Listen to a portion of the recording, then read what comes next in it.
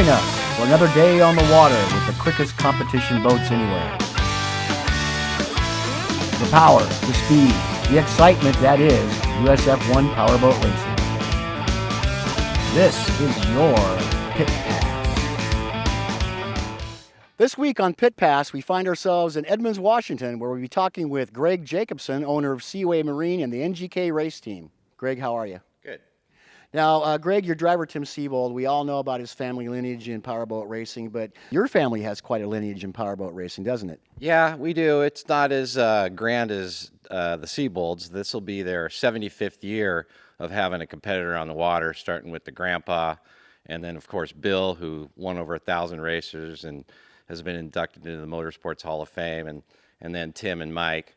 But yeah, my dad, in his early 20s, built a lot of race boats around the Pacific Northwest, raced around here, took a few long trips, one to Tennessee, and then after my mom saw him flip a couple times, she said, okay, it's a racing career is over, and he raised a family, and but he always supported me in what I did, and you know, it's a good combination of families, the Sebold family and my family being involved in the boat business, and it's a good pairing. We're happy to be together. Okay, Greg, will you be fielding any more boats this season? Well, at all of the events except for Seattle, we'll just have Tim in the one boat. We're still in an experimental phase with our new motor. It's a lot of work on the team to try to develop a new motor, and to run two boats is a lot of work. But at Seattle, we've got a lot more support here. We are able to run two boats, so it's a good fit. At all of the events except for Seattle, we'll just have Tim in the one boat. We're still in an experimental phase with our new motor. It's a lot of work on the team to try to develop a new motor, and to run two boats is a lot of work. But at Seattle, we've got a lot more support here, we are able to run two boats, so it's a good fit. Seattle is your home base, and with the Grand Trucking Cup here, how much pressure does that put on you at being this kind of the home race? I don't know if there's any additional pressure. It's kind of nice to be at home, have a lot of family and support around me, and a lot more help at the race site at Seattle. So I don't know there's more pressure to it. It's also not a real true USF1 event, since we're kind of the secondary class of the Unlimiteds. So it's just another race. It's one, of course, we like to win because it's our hometown and we've won it the last 2 years. So we're pretty confident with the race course, and it's, like I said, it's just nice to race at home, and I think it gives us an advantage. We're all relaxed, the equipment's all prepared, and it's a fun site to race at. Greg, you lost the championship here in Seattle last year. How badly does that sting? Actually, we lost the championship in Wheatland, Missouri at Lucas Oil Speedway. We were dominating the event. We'd qualified on pole. We'd won every heat race. We were leading the final by almost a half a lap, and Tim came into a corner and stuffed the boat a little bit and got it sideways, and we didn't get any points for the final.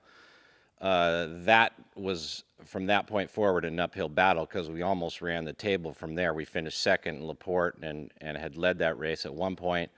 And then won all the rest of the races. So we did it to ourselves in Wheatland, and we're not going to do that this year. We're going to be a little more patient. Getting into the season, they've changed the point structure. That'll help if you are eliminated from one event, but it really doesn't change our mindset. We're going to try to win a championship this year for NGK and Tim, and we feel that we're not going to make that mistake again. So hopefully that won't happen, and we'll have a good year and accumulate points at every race. That's the important thing. With the way the point system's set up and the number of races we have, you have to score points every heat and every final, and that's what we're going to do. Tim Sebold is your featured driver. What does he bring to the organization? Well, Tim brings an unbelievable amount of experience. He's been racing for, almost 40 years. He's my best friend. We work well together. He can tell you in an instant if a propeller's fast or not around a race course, when on our timing system it might only be 0.3 of a second off. He's just got so much good feedback, and he doesn't make mistakes. He's consistent. You know, he's strong. He'll wear you down in a race. He can work on the boats and motors. He just brings everything to the team. And like I said, we've been friends for so long. We work well together, and I think that's why we've been successful together. Okay, the veteran Sebold is 50 years old. Are you going to be bringing in any new drivers?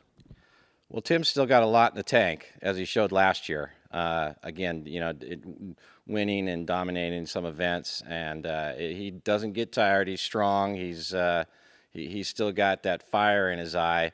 So we're not heading that direction right now, but he did mention to me last year, you know, in the dead of winter, like, you know, I can't do this forever. We got to think about that, and so we've been thinking about it, and it's part of why I worked with Jose this year to fold the Formula Light Tour in with USF1. We need to bring a new group of drivers into the possible fray to drive an F1 boat, and the best way to do that is have them right on our hip every weekend. You know, they're a smaller boat, they don't go as fast, and there's a lot less challenges to driving one. But we wanted to start that marriage to develop a new crop of young drivers, and you know, one of those new young guys is my son Hayden. He's 19. I don't know if he'll ever drive a Formula One. I kind of hope not, but you know, that's the kind of kids that we need to start getting involved, so that when they run those classes, that class Formula Lights for 3-4 years, the first time they jump in an F1 boat, it's you know, it's a bit of a mystery still, but not a complete mystery. And so that's been a big thing that we've worked on in the off season as a tour, and I tip my hat to Fred Miller and Jose for putting all that together. And so that's kind of what we're looking at for the future. You know, maybe bring along a younger guy that we see has a lot of talent and let him drive a backup boat a couple times, and work him in that way. But again, right now, Tim is at the top of his game still, is 50 years old, but you'd never know it. All right, Greg, last year you had one of the slickest looking boats with that big NGK spark plug across the side. Are they going to continue to be backing you this season?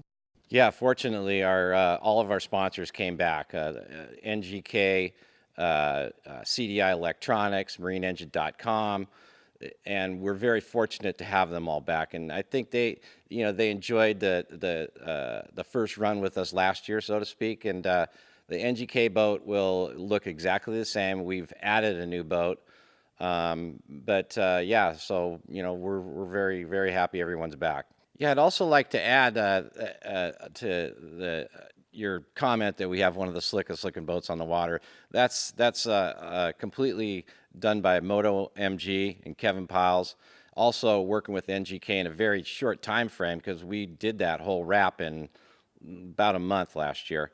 But yeah, we love the way the boat looks. Everybody comments on it, and again, just want to thank NGK, you know, for giving us the opportunity to put their logo on our boat and make it look good. And you know, it looks good at shows. We did the Lake of the Ozarks as a demo last year, a display, and NGK is interested in having us display the boats at some other events that they put on that aren't powerboat events. So we're very, very happy with the way the boat looks, and it's fast, and just try to get it up front. So this year there's been some point changes and some rule changes in F1. Is that going to affect how you go about each race? Yeah, the point change, you know, I think the problem with the point system as we had it before was, if you did lose an event or you got kicked out of a final or broke a motor or something, you pretty much were out of the championship race. And that works against us last year, okay? It could work for us next year. But we wanted a system that if you did have that kind of terrible weekend, you could bounce back and run the table on the rest of the weekends and win the championship. But that's not the way the old point system worked. This one will let you trip once and still maintain a run for the championship. And it makes it better for all the competitors and teams and fans when you've got 3 or 4 boats heading into the final race that could possibly win a championship. I mean, it amps up everything for everyone. And so I'm happy with it. The change was made. I think it's good, and we'll see what happens. Greg, what kind of direction would you like to see F1 go in the future? Well, I think, you know, we obviously strive continually to get more races. That's the biggest thing. And, it's just been because of a pretty, bad economy for the last 4 or 5 years that it's difficult to get cities involved to put on events when they're struggling to make their own payrolls. We kind of see that changing now. There's a lot more activity, and Jose's added a couple new events that are now kind of anchored events. That's one thing we'd like to see the tour do is get more events, and I know that's his top priority, and, I'm trying to do everything we can to help him along. And, we got to put on a good show where we're at now. We got to, show up and look professional and put competitive boats on the water, and anchor those sites so that the focus can be on developing new sites. And that's what I'd like to see the tour go. It would also, the addition of the Formula Light thing this year, we'll see how that works out. And I think that is a big, positive step for the tour. But all in all, we're in a good position coming out of this kind of weak economy to get some new events and to put our show in front of, smaller cities that don't have big budgets for powerboat racing. We can put on a good show. So, Greg, is there anything on the horizon for the Seaway Marine team? Not beyond what I've told you. We've got my son's in the truck now with us, so we'll bring our 2 Formula One boats and his 45 boat. So that's kind of fun to have him involved. He works at Seaway. He goes to school at Western right now, and so that's exciting to have him along. But we're gonna, our focus this year is really to try and win a championship. So in the past, we've spent a lot of time and effort working with the experimental OMC motor, and we may, if it hiccups on a weekend, we may just put it aside and run the tried and true Mercury motor. But that's probably a change that we've decided to make as a team. In fact, when we go to LaPorte for the first weekend, we're just going to bring our Mercury stuff. We want to get off to a good start. Even though we feel that the OMC motor is going to be competitive, is going to be incredibly reliable, we're not there quite yet. And again, our focus this year is to win a championship. Greg, thanks for taking time out of your busy schedule to talk with us today. We appreciate you coming down to the NGK race shop and taking time to focus on our team. We look forward to working with you on the tour this year. In the next episode of Pit Pass, we'll be on Stone Lake in LaPorte, Indiana for the Maple City Grand Prix and the kickoff of the 2014 USF1 race season. Thanks for watching. See you next time on Pit Pass.